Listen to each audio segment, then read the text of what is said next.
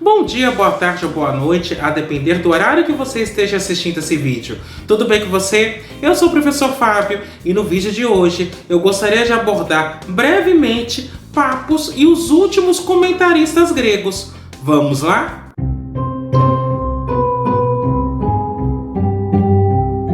Antes de mais nada, eu vou pedir para que você faça o já famoso cucocô, que é curtir, ou seja, deixe o seu like, aproveita e faça isso agora que você já não esquece, comenta, ou seja, utilize a área dos comentários para continuar dialogando comigo, apresentando suas dúvidas ou mesmo apresentando sugestões de outros assuntos que você gostaria que fossem abordados nesse canal. E, caso você goste desse vídeo, compartilhe com seus amigos, compartilhe com seus contatos, compartilhe com aquele seu amigo que queira aprender um pouco mais sobre a história da matemática. Além disso, vou pedir para você clicar no sininho, se inscrever e ativar as notificações. Desta forma, toda vez que sair um vídeo novo por aqui, você será avisado.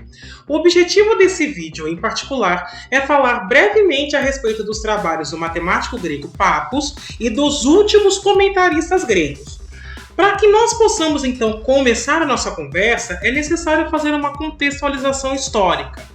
Quando nós estamos falando da matemática grega, ela começa no período antes de Cristo, e os primeiros trabalhos são os trabalhos de Tales de Mileto. Na parte algébrica, naquilo que nós conhecemos como álgebra hoje, nós podemos dizer que ela nasceu também nesse período, mas ela nasceu com os trabalhos de Diofanto. Só que os trabalhos de Diofanto, o mesmo das equações diofantinas, eles estavam muito mais próximos da teoria dos números do que da geometria. Do ponto de vista matemático, os gregos foram muito mais conhecidos pela geometria do que pela álgebra. Neste interim, a geometria foi abordada por Euclides, cujos trabalhos impactam a matemática até hoje, e posteriormente por Arquimedes e Apolônio. Contudo, esses três matemáticos trabalhavam sem associar números a entes geométricos, ou seja, Euclides, quando queria trabalhar com área, ele não associava um número a uma área. Aliás, uma coisa que é curiosa nos trabalhos de Euclides é que a palavra área nunca foi citada. Após os trabalhos de Apolônio, acredita-se que a geometria atingiu todo o potencial que ela poderia ter chego, considerando o rigor euclidiano. Mas mesmo assim, você tem dois matemáticos, em particular Zenodoro e Herão, que tentam ir numa perspectiva de atribuir números a elementos geométricos. E aí eles começam a fazer alguns trabalhos para expandir as ideias de Euclides. E por fim, por volta do século II, você tem Cláudio Ptolomeu, que escreve Almagesto, um compêndio de 12 livros, e acaba atribuindo elementos de geometria para o estudo da astronomia. Então, até o século II, era isso que havia acontecido no campo da matemática grega. Quando nós falamos dos comentaristas e de Pappos, nós estamos agora depois desse período. Ou seja, entre os séculos 3 e 5, o que é que aconteceu? O que veio depois de Cláudio Ptolomeu? O período chamado de matemática grega se encerra no século V e, portanto, este vídeo pretende abordar exatamente o que foi feito em termos de matemática grega neste intervalo de tempo. O que é sabido é que, exceto por alguns estudos de Pappos de Alexandria, a maioria dos trabalhos geométricos eram basicamente revisão de trabalhos anteriores. E, quando nós falamos de Pappos, nós sabemos muito pouco a respeito da vida dele. A única coisa que é sabida com uma certa segurança é que ele viveu entre os séculos 3 e 4. O principal trabalho de Pappos foi um compêndio de 8 livros chamado Coleção, e este compêndio foi escrito um pouco antes da metade do século IV. O objetivo deste compêndio era reacender a geometria grega, mas a geometria grega praticamente já tinha alcançado todo o seu potencial com os trabalhos de cônicas de Apolônio. Então, este conjunto de livros, na realidade, serve muito mais como uma enciclopédia matemática. Na realidade, a evolução da geometria só aconteceria a partir de Descartes, Fermat e Pascal, porque eram necessários novos métodos para que a geometria evoluísse. Eram necessárias novas ferramentas para que a geometria pudesse evoluir e ir além do rigor euclidiano. Assim, nós vamos falar brevemente a respeito da coleção de Pappos. A coleção de Pappus, quando nós analisamos esse compêndio, ela traz alguns resultados interessantes. No livro 4 da coleção, há a generalização mais famosa do Teorema de Pitágoras. Então vamos dar uma olhada nessa generalização. Então veja, eu tenho aqui um triângulo descrito por AB gama. E vou considerar os paralelogramos B gama ZH e A, B, delta E. O que o teorema diz é o seguinte, que nessas condições eu consigo achar um paralelogramo, neste caso está representado por A lambda M gama, de maneira que a área deste paralelogramo é a soma da área dos dois paralelogramos iniciais. Em outras palavras, o que está sendo dito é o seguinte, você tem um triângulo AB gama. Então, sobre o lado AB, você constrói um paralelogramo. Sobre o lado B gama, você constrói um outro paralelogramo. Então, eu consigo determinar um paralelogramo sobre o lado A gama, de maneira que a área deste paralelogramo é a soma das áreas dos outros dois. E por que nós dizemos que isso é uma generalização do Teorema de Pitágoras? Porque o Teorema de Pitágoras aplicado para triângulos retângulos tem uma versão que fala de polígonos semelhantes. Até então, o que se sabia era o seguinte: se eu tenho um triângulo retângulo e aí eu tenho dois polígonos semelhantes, cujos lados são os dois catetos, então eu consigo fazer um polígono semelhante usando a hipotenusa como um de seus lados, de maneira que a área desses três polígonos mantenham a relação pitagórica. O que é apresentado aqui é um pouquinho mais geral do que isso. E perceba que este resultado leva à forma mais comum de se apresentar o Teorema de Pitágoras no ensino médio e no ensino fundamental. Porque, tradicionalmente, uma das formas de se mostrar a geometria deste teorema é a seguinte. Você desenha um triângulo retângulo, e aqui você tem, então, lados A, B e C. Aí se desenha um quadrado. Então, aqui esse quadrado tem área A quadrado. Se desenha um outro quadrado aqui. Então, aqui ele teria a área B quadrado. E aí você desenha um quadrado maior. E, portanto, a área desse quadrado maior é C quadrado. E aí se afirma C quadrado é igual a A ao quadrado mais B ao quadrado. E isso é utilizado para dar uma visão geométrica para o Teorema de Pitágoras. Perceba que isso advém dessa generalização proposta por Pappus, tendo em vista que, quando nós falamos em paralelogramo, o que os caracteriza é o seguinte: o paralelogramo é um polígono de 4 lados, cujos lados opostos são paralelos. Portanto, todo quadrado é um paralelogramo. Então, no fundo, quando eu faço esta apresentação para o triângulo retângulo, eu estou utilizando um caso particular do teorema proposto por Pappus. No livro 5, Pappus apresenta o argumento de Theon de Alexandria, citando Zenodoro, para demonstrar a desigualdade isoperimétrica. A desigualdade isoperimétrica é aquela que diz o seguinte: se eu tenho um determinado perímetro L, a figura que tem este perímetro e vai ter a maior área é um círculo. Porém, Pappus apresenta este teorema de maneira bastante poética. A forma de introduzir este teorema é a seguinte. Ele começa falando a respeito de abelhas, e aí ele diz que as abelhas têm uma missão divina de trazer o néctar dos céus para transformar em mel. Só que para cumprir essa missão, elas têm que construir colmeias sem rachaduras, através das quais o mel poderia ser perdido. Então, como as abelhas têm um senso divino de simetria, e é desta forma que está registrado, elas escolhem hexágonos regulares para os favos, devido ao fato de que o prisma hexagonal possui a menor área lateral e guarda o maior volume. Então ele está falando do sólido que vai guardar o maior volume.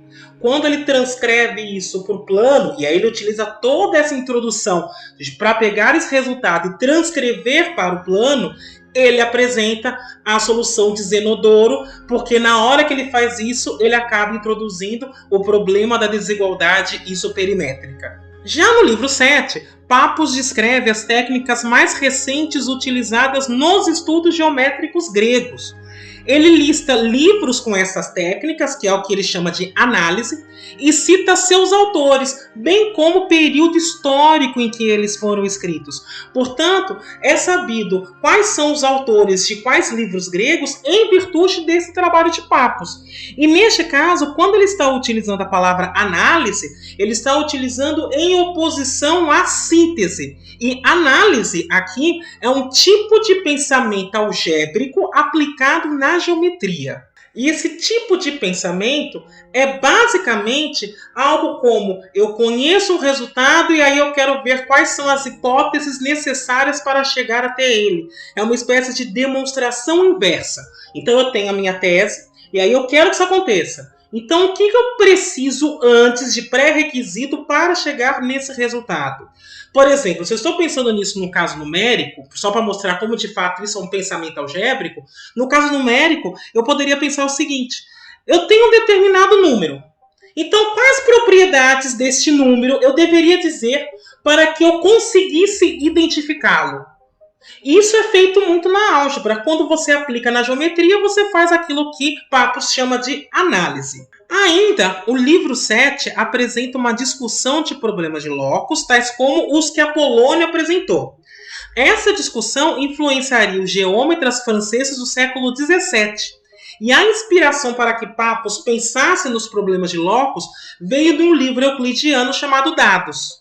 Um dos resultados apresentados por Pappos nesse livro é a base do famoso Teorema de Desargues, que é um teorema utilizado na geometria projetiva. Este é um teorema que foi escrito originalmente em 1648. Além disso, como nós estamos falando dos problemas de locus de Pappos, ele abordou problemas de 5 e 6 linhas e como solução ele encontrou curvas cúbicas. E aqui está um problema, porque até então tudo que era visto em termos de linhas era desenhado. No caso de curvas cúbicas, você não tinha como desenhá-las adequadamente. Portanto, Pappos encontra o resultado, mas ele não consegue desenhar esse resultado, mas ele sabe que existe. Esses resultados de Pappos só seriam devidamente identificados com o uso da geometria analítica séculos depois. Então, nesse sentido, os trabalhos de Pappos indicam que ele estava no limiar da criação do conceito moderno de número real como razão de linhas. Ou seja, ele estava prestes a transcender a ideia euclidiana. Acredita-se que ele não foi além em virtude do conceito euclidiano de proporção composta, que era um conceito bastante complicado, e também porque ele não teve muito interesse em ir adiante. E para ilustrar com que tipo de problema Pappos trabalhava, eu quero então apresentar um teorema. O teorema que foi escrito originalmente por Pappos diz o seguinte: a razão de sólidos de revolução é a composta da razão das áreas que são rotacionadas e da razão das linhas retas desenhadas de maneira semelhante dos seus centros de gravidade aos eixos de rotação. E a razão de sólidos de revolução incompletos é a composta da razão das áreas rotacionadas e a razão dos arcos gerados por seus centros de gravidade. Perceba que esse teorema aborda sólidos de revolução, e Pappos tradicionalmente é lembrado por um famoso teorema que é estudado em cálculo envolvendo sólidos de revolução. Mas daqui a pouco a gente fala desse famoso teorema de Pappos. Num primeiro momento, eu quero abarcar este teorema específico para mostrar como trabalhar com razão composta não era algo simples. Então, para ficar mais claro o que este teorema está tentando mostrar, eu vou fazer no caso que eu tenho dois retângulos. Então, aqui eu tenho o retângulo A, que você está vendo na sua tela, e o retângulo B.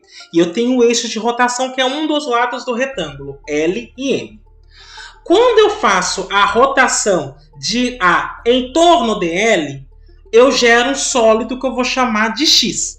E este pontinho P que está sendo marcado é o centro de gravidade desse sólido. Da mesma forma, quando eu rotaciono o retângulo B, eu também construo um outro sólido chamado de Y e vou dizer que Q é então o centro de gravidade desse sólido. Quando eu uso a palavra semelhante, eu estou dizendo o seguinte: eu tenho duas retas que vão ligar os respectivos centros de gravidade ao eixo de rotação e o ângulo que essas retas fazem com seus respectivos eixos é o mesmo. É isso que eu vou entender por semelhante neste caso. E aí a afirmação de Pappos era a seguinte: que quando você pega a razão entre os dois volumes dos sólidos x e y, isso é a razão entre A e B. A é a área do retângulo e B também é a área do segundo retângulo, composto com a razão entre as linhas PR e QS. Essa é a afirmação que Pappus faz. Como é que se demonstra esse resultado? Para demonstrar esse resultado, nós vamos precisar dar um passo atrás. Então eu irei apresentar esse passo anterior para então chegar nesse teorema, mas eu farei isso segundo o caminho de Pappus. E aqui eu não farei uma demonstração formal. Eu utilizarei uma linguagem moderna, mas eu apenas indicarei o caminho da demonstração. Então, para demonstrar isto, eu vou considerar dois paralelepípedos U e V.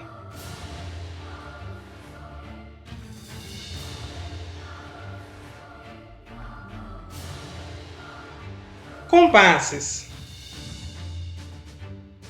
nesse caso retangulares, A e B, respectivamente.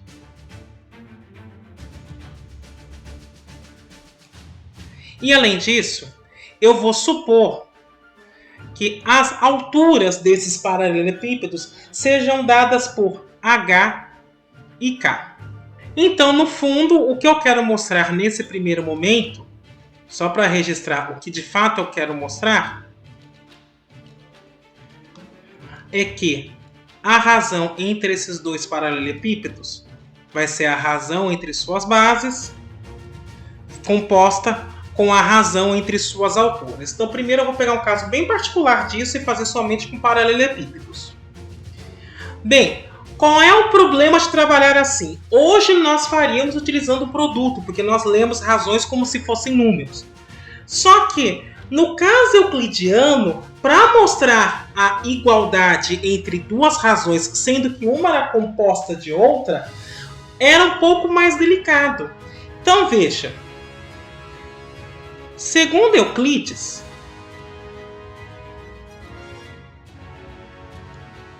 imagine que eu tenha duas razões AB que seriam dessas formas.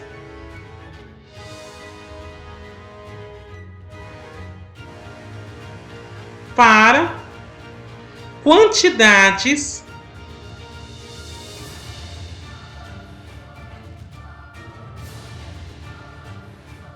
de mesmo tipo A, B e C. Portanto, aqui no primeiro momento eu estou pensando em coisas que têm a mesma unidade de medida ou são do mesmo tipo, como ele chamava. Então, segundo Euclides, se isto acontece, A composta seria igual a A sobre C. Então, eu tenho que provar que isso aqui é verdade. E aí, para provar isso, eu vou lançar a mão da ideia de Eudoxo. Então, veja. Uma das coisas que eu preciso provar é o seguinte. É que, se eu tenho dois inteiros positivos, Mn, vou colocar com símbolo de naturais não nulos, tais que Ma é maior que Nc, então MAH tem que ser maior que MBK. E aí, perceba que no caso de Eudoxo, ele dizia que isso tinha que valer para o maior. Então, se fosse maior, aqui tinha que ser maior. Se fosse igual, aqui tinha que ser igual. E se fosse menor, aqui tinha que ser menor. Portanto, eu teria que verificar 3 casos. Aqui eu vou verificar somente um só, que é o caso do maior, porque os outros 2 são análogos. Então, eu vou fazer somente o caso do maior aqui. Então, com efeito, eu vou pegar então 2 inteiros positivos, Mn,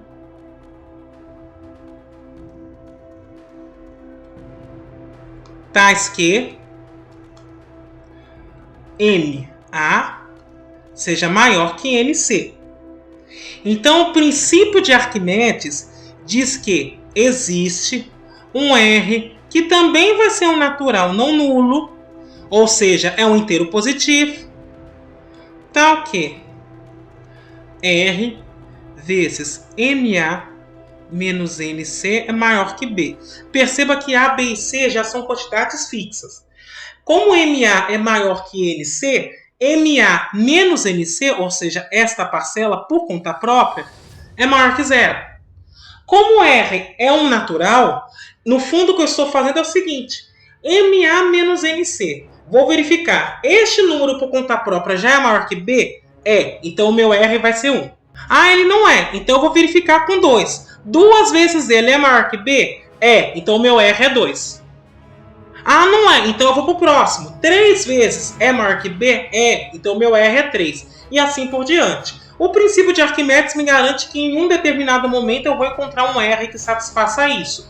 Porque perceba que à medida que eu estou multiplicando MA menos NC por um determinado número positivo, eu estou aumentando este valor. É claro que aqui eu estou falando de inteiros positivos. Então, à medida que eu estou multiplicando por eles, no fundo eu estou aumentando cada vez mais esse valor. Então, num determinado momento, isso fica maior do que B. Daí, eu vou, então, escolher um determinado Q, que também vai ser um inteiro positivo, tal que Q vezes B vai ter que ser maior que RNC, e isso vai ter que ser maior que Q menos 1 vezes B. Então, em outras palavras, o que eu estou fazendo? O R é um inteiro positivo. O N é um inteiro positivo.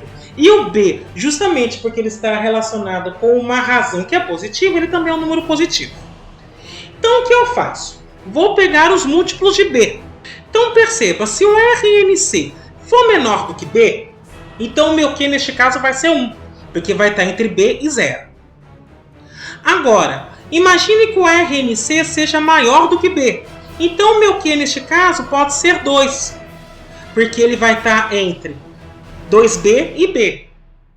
Ah, mas ele não está nesse intervalo, então eu testo 3B e B. Ah, mas ele não está aqui, então eu testo de novo 4B e 3B, e assim por diante. Então eu vou procurar numa faixa com esta cara, QB, Q-1B, ou seja, Q-1B a QB, de maneira que RNC esteja neste intervalo. Essa expressão, então, me indica o seguinte. Vou pegar só uma parte da desigualdade. Então, RNC seria maior que QB menos B. E eu sei que esse Q existe utilizando novamente o princípio de Arquimedes. E, portanto, daqui, dessa expressão, eu teria que B mais RNC é maior que QB. Por outro lado, eu sei que R vezes MA menos NC é maior do que B. E, portanto, o que eu estou dizendo no final das contas é que RMA menos RNC é maior que B. E, por outro lado, perceba que eu estou dizendo o seguinte. Como B mais RNC ele é maior que QB, então o B ele vai ter que ser maior que QB menos RNC. Juntando essas duas informações, eu vou ter o seguinte: RMA menos RNC de um lado é maior do que B, mas B, por sua vez, é maior que QB menos RNC. Eu cancelo este termo, então eu tenho que RMA é maior que QB. E, por sua vez, lembre-se que o Q foi escolhido de maneira que QB fique maior que RNC. Então, por enquanto, o que eu tenho é isso.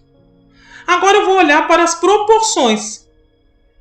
Então, como A sobre B é igual a A pequeno sobre B pequeno, isso significa que RMA tem que ser maior que QB grande. Por quê?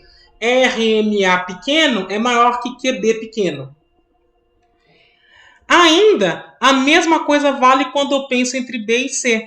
Como H sobre K é igual a B sobre C e QB é maior que RNC, então eu posso dizer que QH é maior que RNK. E aqui eu estou utilizando a definição de proporção de Eudoxo. Ora, mas juntando essas duas informações, eu vou ter o seguinte. RMA vezes QH. Isso vai ser maior que RNQ vezes KB.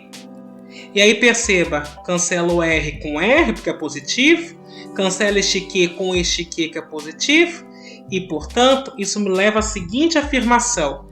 M vezes AH é maior que N vezes KB. E isso era precisamente o que eu gostaria de demonstrar. Portanto, aqui está demonstrado o resultado da composição de razões, só que lembre, eu estou utilizando neste momento apenas paralelepípedos. Agora vamos pensar no caso do retângulo, o caso um pouquinho mais geral. No caso que é um pouquinho mais geral, nós vamos observar o seguinte. Eu tenho um retângulo, imagina que ele tem um lado A e outro lado B, e eu vou girar ele em torno deste lado A. Então, quando eu faço isso, eu vou achar no primeiro momento um cilindro, quando eu rotaciono, com base circular, e a base circular vai ter raio B. O cilindro, como nós sabemos, ele é proporcional a um paralelepípedo. Ele vai ser proporcional a um paralelepípedo de base B² e altura A. Porque, afinal de contas, se nós lembrarmos dos I, altura A, porque, veja, nós devemos lembrar o seguinte, o volume de um cilindro é área da base vezes altura. E no caso do paralelepípedo também, área da base vezes altura. Só que no caso do cilindro, a área da base é π vezes r². Como r é b, a área da base é πb² vezes a. E no caso do paralelepípedo, o volume vai ser a vezes b². Portanto, há sim uma questão de proporcionalidade aí. Agora, no caso desse retângulo, a distância, que nesse caso eu vou chamar de R, do lado A ao centro de gravidade é B/2. Porque o centro de gravidade, no caso de um retângulo, quando eu estou identificando para fazer um sólido de revolução, ele vai estar no meio do retângulo. No meio do retângulo, ele dista de A, B/2. E ele dista de B, A/2. Portanto, eu posso dizer que o cilindro também vai ser proporcional ao paralelepípedo de base BR e altura A. Então, só para registrar isso, o cilindro é proporcional ao paralelepípedo de base B e R, aqui eu estou falando dos lados da base, evidentemente, e altura A. Só que este paralelepípedo também pode ser visto como tendo uma base cujos lados são A e B e altura R. Basta você deitar o paralelepípedo ou mudar a posição dele de maneira adequada. E perceba que nesse caso, esses dois paralelepípedos, por ter o mesmo volume, a razão entre eles vai ser 1. Só que como o cilindro ele é proporcional a esses dois paralelepípedos, ele vai ser proporcional à composição deles. Portanto, eu posso dizer que o cilindro é proporcional à composição do retângulo.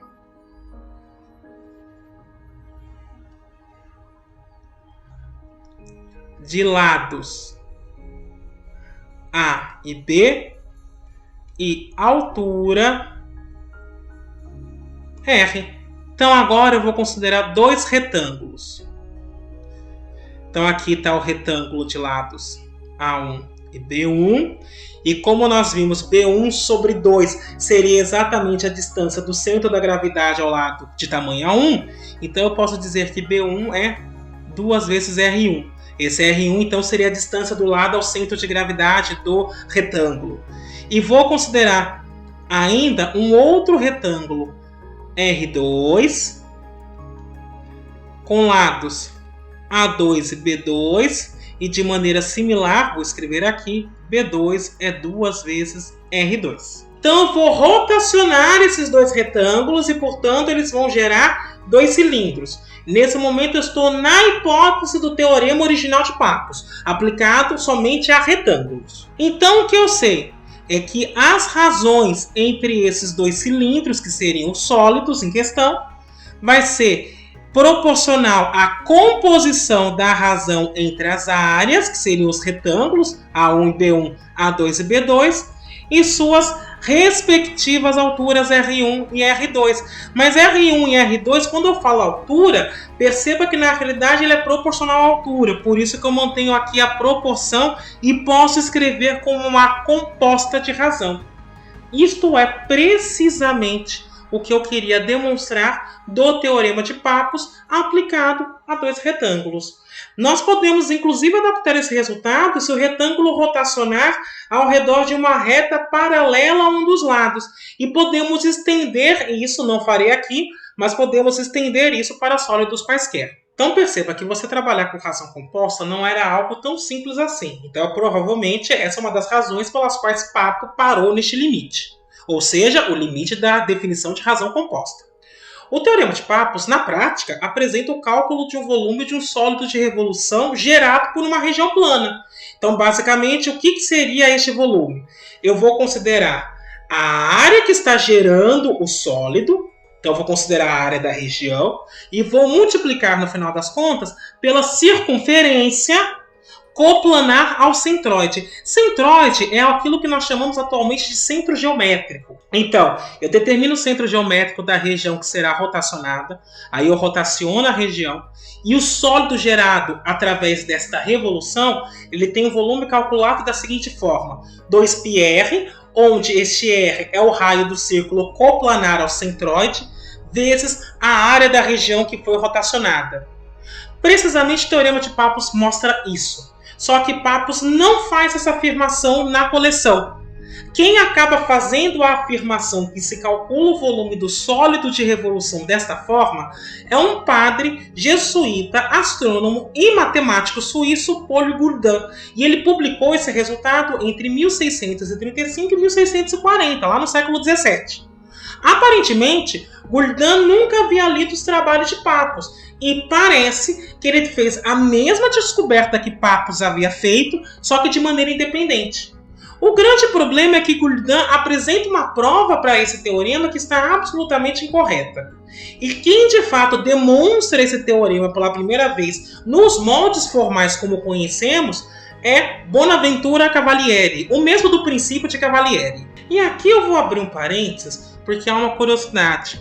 Tradicionalmente, há uma versão desse mesmo teorema nos livros de cálculo para estudar sólidos de revolução e a área lateral desses sólidos através de integrais, que é chamado teorema de Pappo-Guldino em português, ou ainda Pappus-Guldinus, utilizando o nome em latim. Na realidade, Pappo é porque você aportuguesa Pappus, então vira Pappo, e Guldino é porque há uma tradução para o latim do nome Gourdin para Guldinus. E aí, quando você é portuguesa, o nome vira Guldino. Portanto, o teorema de Pappus-Guldinus, que hoje é utilizado no cálculo diferencial e integral, leva este nome não porque Pappus criou todo o teorema pensando inclusive em integrações. Na realidade é porque Gourdin acabou reescrevendo numa linguagem moderna uma ideia que já havia sido demonstrada por Pappus. Daí o nome. O segundo resultado importante de Pappus, que também está nessa coleção, é uma aplicação imediata da teoria eudoxiana de proporção, que é justamente aquele que se refere à área lateral. E aqui eu quero fazer uma distinção. Porque quando nós estamos olhando para os livros de cálculo, tradicionalmente eles apresentam os teoremas de Pappus assim. O primeiro teorema de Pappus-Gourdin, ou Pappus-Gourdinos, é o teorema que ensina como calcular a área lateral de um sólido de revolução. Só que, historicamente, esse resultado veio depois. O segundo teorema de Pappus-Gourdinos é aquele resultado que já fala sobre o volume do sólido. Só que, historicamente, esse veio primeiro. Então, perceba que para poder colocar este conhecimento numa cadeia lógica visando o ensino, há uma inversão de como eles foram descobertos historicamente. Porque naquela ideia de que a matemática é toda verticalizada, então você primeiro fala algo que se refere à área para depois falar em seguida do volume. Mas historicamente, o teorema que se refere a volume veio antes do teorema que se refere à área. Uma pergunta que surge nesse contexto é a respeito do quão próximo Pappus esteve da nossa visão atual para o uso de áreas e volumes. E o grande complicador para ele não ter avançado nesse sentido consiste no fato de que o estilo euclidiano não utilizava escolhas de unidades de medidas. Então, quando Pappus olhava para a razão dos dois sólidos, ele acabava vendo como volume de um único sólido. Ele não conseguia enxergar aquilo como um número adimensional. Da mesma forma que se tratava, por exemplo, soma de quadrados. Quando você tinha o a quadrado mais b quadrado igual a c quadrado, no fundo o que eles enxergavam era um quadrado de lado c, cuja área era a quadrado mais b quadrado. Contudo, há de se destacar que Pappus ilustra vários conhecimentos euclidianos de maneira numérica, muito embora ele não tenha feito isso com razões. Ou seja, tem um monte de coisas de geometria euclidiana que ele tratou numericamente, mas por alguma razão, por algum motivo, quando ele for olhar para proporções, ele não utilizou números. Bem, um outro comentarista importante que apareceu nesse período, entre os séculos 3 e 5, foi Theon de Alexandria. Theon de Alexandria registrou o fato de que ele mesmo observou um eclipse solar no dia 16 de junho de 364, e ele continuou a escrever até 372. É por isso, inclusive, que a gente sabe que período histórico ele viveu. A enciclopédia do século X, conhecida como Suda, e aqui eu quero abrir um parênteses, Suda é a primeira enciclopédia do mundo. É a primeira vez que você vê um texto que tenta organizar coisas de maneira alfabética. Esta enciclopédia diz que Theon viveu na época do imperador Teodósio I, que governou entre 379 e 395. E ainda fala que Theon trabalhou no Museu de Alexandria, onde se localizava a famosa biblioteca, a Biblioteca de Alexandria. Theon escreveu comentário em vários livros e, inclusive, a edição de Elementos é, até os dias atuais, o único exemplar em grego da obra, ou seja, a edição que ele fez. Essa edição em particular foi descoberta pelo Vaticano no século XIX e basicamente consistia de melhorias dos textos originais. Então a ideia dos editores e dos comentaristas não era escrever algo novo, mas era tornar mais acessível o conteúdo original. Então eles não estavam tão preocupados em preservar a linguagem original. O que eles queriam era preservar o conhecimento, e para isso eles precisavam fazer alterações textuais para que aquele conhecimento se tornasse mais compreensível. A filha de Theon foi Hipácia ou Hipátia, as duas pronúncias são aceitas, de Alexandria. Uma coisa que é muito curiosa a respeito das mulheres da matemática é que são poucas as conhecidas. Aliás, quando eu penso na antiguidade, poucas mulheres eram conhecidas por seus nomes na antiguidade. Entretanto, uma cerâmica maia trazia a imagem de uma mulher matemática e escriba. Na época da Grécia Antiga, você só conhecia apenas 2 ou 3 mulheres matemáticas. Para ilustrar como as mulheres foram apagadas historicamente, eu vou citar o exemplo dos pitagóricos. Os pitagóricos aceitavam mulheres no meio deles. Pitágoras era casado, teve esposa e teve filha.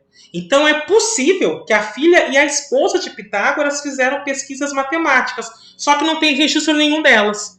Inclusive, tudo que se sabe sobre a esposa e a filha de Pitágoras está numa citação de um parágrafo de um livro chamado Vidas dos Filósofos Eminentes, escrito por Diógenes Laércios no século II. No caso de Hipácia, se sabe muito mais a respeito dela. O que se sabe a respeito de Hipácia está contido numa passagem de um compêndio de 7 livros a respeito da história da igreja cristã, chamado História Eclesiástica, escrito por Sócrates Escolástico no século IV, em um artigo do Suda. Além disso, nós temos menções à Hipácia, sempre menções bastante respeitosas, trazendo-a em elevada estima, escritas por Sinésio, que era bispo de Ptolomaida. Ptolomaida é uma cidade localizada onde está a Líbia atualmente. E ele foi estudante de Hipácia. E ele sempre a descreveu como uma filósofa importante e um dos pilares na sociedade da época. Ou seja, ela fazia parte da elite da época. E dentre os membros da elite estava o procurador romano chamado Orestes. Procurador romano, entenda-se, era uma espécie de prefeito da cidade. Hipácia morava em Alexandria, inclusive ela chegou a ser diretora do Museu de Alexandria. E na época que ela viveu, havia conflitos entre judeus, pagãos e cristãos na cidade. E Cirilo, bispo de Alexandria à época, que hoje foi canonizado e é chamado de São Cirilo, estava tendo desavenças com Orestes. O prefeito estava em conflito com a igreja. E aí surgiu um boato de que Hipácia havia evitado a reconciliação entre os dois com o uso de bruxaria. E isso levou alguns extremistas da comunidade cristã a perseguirem Hipácia e a matarem de maneira bastante brutal em 415. Só para ficar claro como é que ela foi morta por causa de extremistas, os registros históricos dizem que aconteceu o seguinte, que Hipácia foi arrancada da carruagem, despida à força e aí ela foi acusada de bruxaria novamente. Ela foi descarnada viva, esquartejada e pedaços de seu corpo foram queimados numa pira, meio que como num ritual de purificação. Foi assim que ela morreu. E após a sua morte, Orestes fugiu. O que se registra é que Cirilo assumiu a cidade e aí ele fechou todos os templos da cidade e a única religião que poderia ser de fato praticada em Alexandria era o cristianismo. E como eu disse, hoje Cirilo é chamado de São Cirilo, é um santo canonizado pela Igreja Católica. Ossuda acrescenta que ela era esposa do filósofo Isodoro de Sevilha. Só que essa informação não faz o menor sentido, porque Isodoro viveu no final do século V e Hipácia morreu no começo do século V. Então não faz o menor sentido essa informação. Contudo, Ossuda também aponta que o grande responsável pela morte de Hipácia foi Cirilo. As contribuições de Hipácia na matemática consistiram na escrita de comentários na aritmética de Diofanto e nos textos de alguns matemáticos contemporâneos da época. Ou seja, graças a algumas alterações textuais que Hipácia fez em vários livros gregos, nós conhecemos hoje de maneira mais adequada o conhecimento que era desenvolvido naquela época. E para finalizar essa conversa, eu quero finalizar com a foto de Hipácia. Essa foi considerada a primeira matemática registrada na história e teve um destino absolutamente cruel, infelizmente. Bom, era isso que eu gostaria de discutir com você hoje. Espero que tenha sido bastante proveitoso. Eu me despeço por aqui. Até a próxima!